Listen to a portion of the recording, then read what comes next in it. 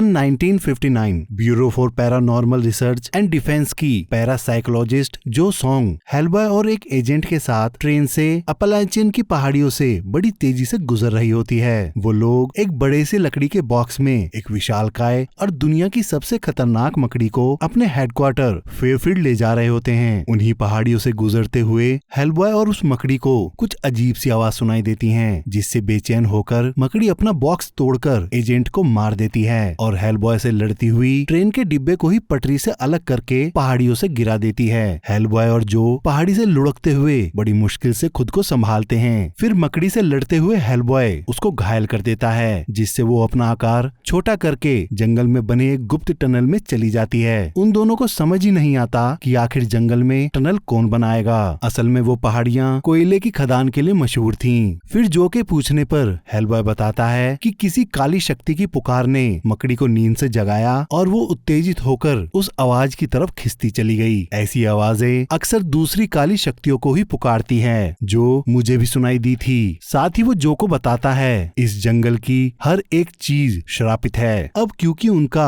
Wireless set टूट चुका था, तो जो हेडक्वार्टर से संपर्क करने के लिए फोन की तलाश में हेलबॉय के साथ आगे बढ़ जाती है। उन्हें एक घर मिलता है, लेकिन उनके पास फोन नहीं होता। उन्हें वहाँ एक लड़का भी मिलता है जो बिना कपड़ों के जमीन पर लेटा होता है, जिसको एक कोरा फिशर नाम की चुड़ैल ने अपने वश में किया हुआ था। तभी उन्हीं के गांव का एक लड़का टॉम कई सालों के बाद वहां लौट कर आता है और वो एक बालों का गुच्छा हेलबॉय को दिखाता है। वो उस लड़के के दरवाजे के बाहर मिला था। हेलबॉय उसे देखते ही पहचान जाता है कि वो एक विच बॉल यानी कि चुड़ैल की गेंद थी। तो टॉम चुड़ैल के जादू को तोड़ने के लिए लड़के के कपड़े ढूंढकर उन्हें जला देने के लिए कहता है और फिर अपने परिवार से मिलने अपने घर जाने लगता है। लेकिन तभी उसे पता चलता है कि उसकी माँ की मौत हो चुकी है और पिता को बहुत समय से किसी ने नहीं देखा। उसके बाद हेलबॉय के मना करने के बाद भी जो टॉम से कहकर उन्हें कोरा फिशर चुड़ैल के घर ले जाने के लिए कहती है। असल में जब वो साधारण लड़की थी तो वो टॉम की ही गर्लफ्रेंड थी। कोरा के घर पहुंचकर उन्हें उसके तहखाने में और भी विच बॉल्स मिलती हैं। वहाँ एक जार में उड़ने वाला कीड़ा भी होता है। साथ ही उन्हें उसके ऊपर वाले कमरे में कोरा के शरीर की खाल मिलती है। तो टॉम बताता है कोरा अपना रूप बदलकर बाहर गई है, उन्हें उसके आने तक उसका इंतजार करना होगा। इंतजार करते हुए हेलबॉय टॉम से पूछता है तुमने उस शैतान के सेवक क्रुगडमैन को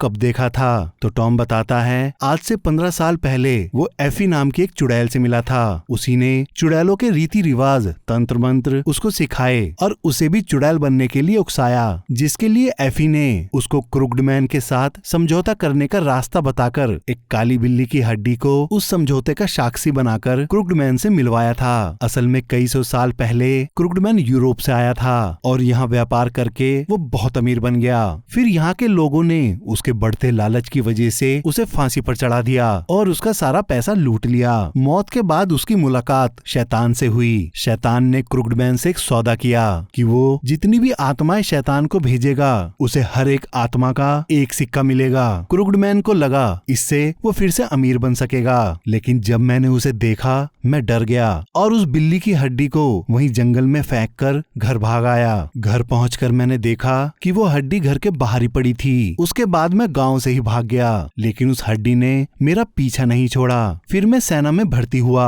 वहाँ उस हड्डी ने ही मेरी जान बचाई और मुझे खरोंच तक आने नहीं दी। वो मेरे लिए लकी बन गई। इसके बावजूद मैंने कभी उसकी शक्तियों का इस्तेमाल नहीं किया। तभी कोरा रकून के रूप में वापस आकर अपनी खाल में घुसकर लड़की बन जाती है। कोरा टॉमी को अपने सामने देखकर रो पड़ती है और उसको बताती है कि जब वो अपनी जिंदगी से निराश हो गई तो वो चुड़ैल बन गई। तभी एफी घोड़े पर चढ़कर वहाँ आती है और वो टॉम को बताती है क्रुगडमैन कोरा की आत्मा को लेने आ रहा है। साथ ही उसे पता चल गया है कि तुम भी वापिस आ गए हो। फिर हेलबॉय के बीच में आने पर एफी घोड़े को वहीं छोड़कर उड़ जाती है। टॉम जैसे ही घोड़े की लगाम हटाता है तभी घोड़ा अपने असली रूप टॉम के पिता के रूप में आ जाता है और वो टॉम की गोदी में दम तोड़ देते हैं। ठीक उसी समय जार वाला कीड़ा कोरा को काट लेता है। फिर अगली सुबह सभी टॉम के पिता को दफनाने पहाड़ी पे बने चर्च में जाते हैं। रास्ते में जो के पूछने पर कोरा बताती है चुड़ैल के मंत्र तभी काम करते हैं जब आप अपनी आत्मा को शैतान को बेच दो, जैसे मैंने बेची, और इसके साथ सबसे दर्द भरी यादों को याद करके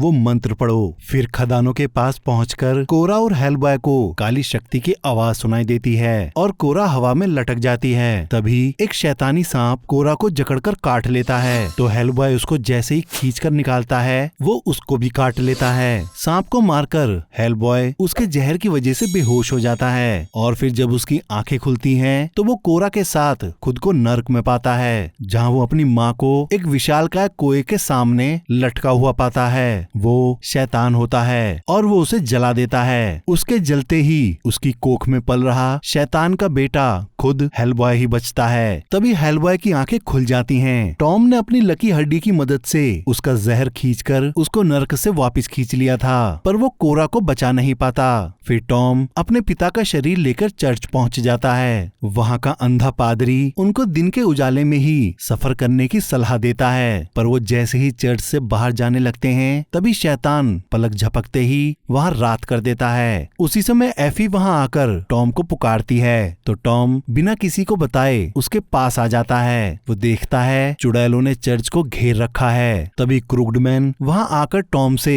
उसके साथ के सौदे को पूरा करने के लिए उसकी लकी हड्डी मांगता है, तो टॉम बाकी सभी लोगों की जिंदगी बख्श देने के बदले वो हड्डी क्रूगडमैन को देने के लिए तैयार हो जाता है। लेकिन तभी हेलबॉय बीच में आकर टॉम को रोक देता है और पादरी से उसे चर्च ले जाने को कहता है। अब क्रूगडमैन हेलबॉय से सौदा करने की बात कहता है कि अगर वो टॉम का सिर उसको लाकर देगा तो वो उसकी माँ को, जो नर्क में अभी भी यातनाएं झेल रही है, उसकी यातनाओं से उसे मुक्ति दिला देगा। पर हेलबॉय उसकी बात नहीं मानता, तो क्रूगडमैन उसको कई सारे भाले मारकर घायल कर देता है। तभी जो हेलबॉय को लेकर चर्च के अंदर आ जाती है और उसके शरीर से भाले निकालने में उसकी मदद करती है। उसके बाद क्रूगडमैन पादरी से टॉम का सौदा करने के लिए उसको लुभाता हुआ उसकी उम्र 20 साल कम और उसकी आंखों की रोशनी लौटा देता है। लेकिन पादरी इस बदलाव के बदले भी उससे सौदा नहीं करता, तो क्रूगडमैन वहीं चर्च की जमीन में दफन एबिगेल की कब्र से उसको जिंदा कर चर्च में पादरी के पास भेजता है। वो पादरी को सिड्यूस करने की कोशिश करती है, तो हेलबॉय उसको पटक कर मार देता है। तभी चर्च के बाहर सभी चुड़ैलें मिलकर चर्च की जमीन में दफन हर एक मुर्दे को जिंदा करके हेलबॉय पर हमला करवा देती हैं। हेलबॉय सभी को मारने लगता है। तभी पादरी अपनी उम्र और आंखें वापस करके फिर से बूढ़ा और अंधा हो जाता है और वो टॉम की लकी हड्डी को पवित्र करके उसी की मदद से एक शवल यानी कि खुदाई करने वाले फावड़े पर क्रॉस का चिन्ह बनाता है। उससे शवल जागृत हो जाती है। फिर उसे यूज करके हेलबॉय एक ही वार में सभी मुर्दों को मार देता है। उसके बाद वो उसी फावड़े से जैसे ही क्रूगडमैन पर हमला करता है तभी वहाँ एक धमाका होता है। फिर सभी को अगली सुबह ही होश आता है। वो देखते हैं सभी चुड़ैल गायब और क्रूगडमैन कुएं का रूप बनाकर वहां से भाग जाता है। फिर हेलबॉय जो को वहीं पादरी के पास रुकने को बोलकर टॉम के साथ क्रूगडमैन के घर की तरफ निकल जाता है। इधर चर्च में जो समझ जाती है कि यहाँ की बनी सुरंगें ही क्रूगडमैन को ताकतवर बना रही हैं, ये उसकी पावर सोर्स हैं, तो वो सुरंगों में बह रही उसकी ताकत को खत्म करने का एक प्लान बनाती है। तभी पादरी सुरंग में जाने के लिए चर्च में ही बने रास्ते को खोल देता है। वो दोनों सुरंग में उतर आते हैं। वहीं कौवों का एक झुंड पादरी पर हमला करके उसकी आंखें और जुबान नोच डालते हैं। इतने में हेलबॉय और टॉम क्रूगडमैन के घर पहुंच जाते हैं। वहां हेलबॉय का सामना फिर से उसकी माँ से होता है, तो वो उन्हें इस बार जलने से बचाने की बहुत कोशिश करता है, पर कामयाब नहीं हो पाता और बार बार वही मंजर हेलबॉय के सामने दोहरा रहा होता है। तो इस दर्द से उन्हें छुटकारा दिलाने के लिए हेलबॉय अपनी माँ के ऊपर ही गन तान देता है। दूसरी तरफ जो के सामने वही विशालकाय मकड़ी आ जाती है, तो जो अपने पिता की मौत को याद करती हुई अपने दुख को महसूस करती है और मंत्र पढ़ने लगती है। मंत्रों की ताकत से जो हवा में खड़ी हो जाती है और जैसे ही उसका मंत्र पूरा होता है मकड़ी वापस छोटी हो जाती है। उसी समय हेलबॉय भ्रम के जाल से वापस आकर देखता है कि वो खुद को ही गोली मारने वाला था। वहीं जो मकड़ी को वापस जार में बंद कर लेती है, लेकिन सुरंग में भरे पानी में गिरकर उसकी टॉर्च बंद हो जाती है और उसके चारों तरफ अंधेरा छा जाता है। तभी तभी उसको सामने से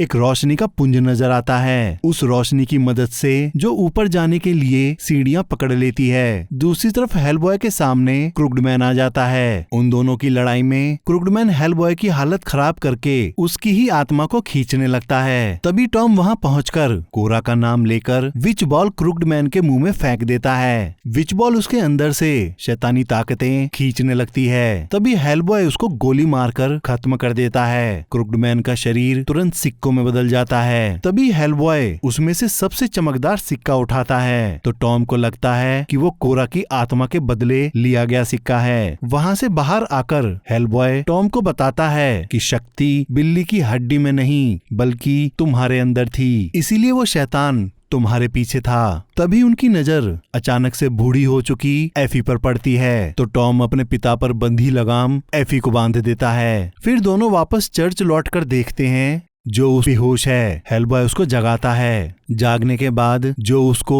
जार में बंद उनकी खोई हुई मकड़ी दिखाती है। साथ ही वो सुरंग में होने वाली सारी बात बताकर चर्च के खाली बेंच की तरफ देखकर बोलती है कि पादरी के बिना वो सुरंग से कभी निकल नहीं पाती।